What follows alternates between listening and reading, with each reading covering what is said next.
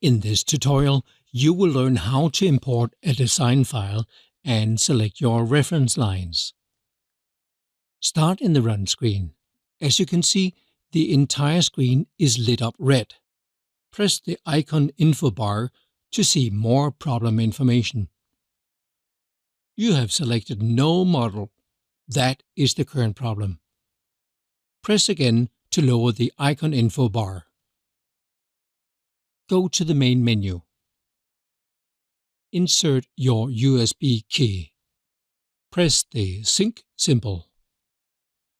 Select Synchronize USB. When the synchronization has completed, press OK to return to the main menu. Press Select Models. Select your work project. Open the Models menu. In this example, we only have one design file, but there could easily be multiple models. Make sure you select the models you want. Press OK.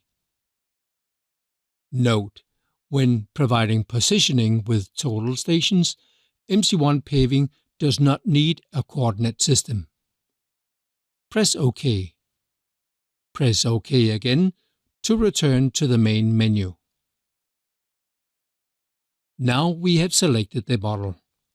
Let's select the reference lines. Press Model Options. Let's review the model options. Reference selection is where you can select your line work. Interval functions is only for concrete pavers and will affect nothing on an asphalt paver. Height control position is set to both masts because the current configuration is a dual mast. In the case of a single mast solution, height control position can be set to either right or left. Design extensions will extend each individual line with 100 meters. This will work on straight lines, where it will extend the last line segment. Open the Reference Selection menu. Open the Main Line menu. In here, you can select any line. Please remember that we will use the main line as the height reference and as a steering line. Put a check mark in the Slope line. Open the Slope line menu.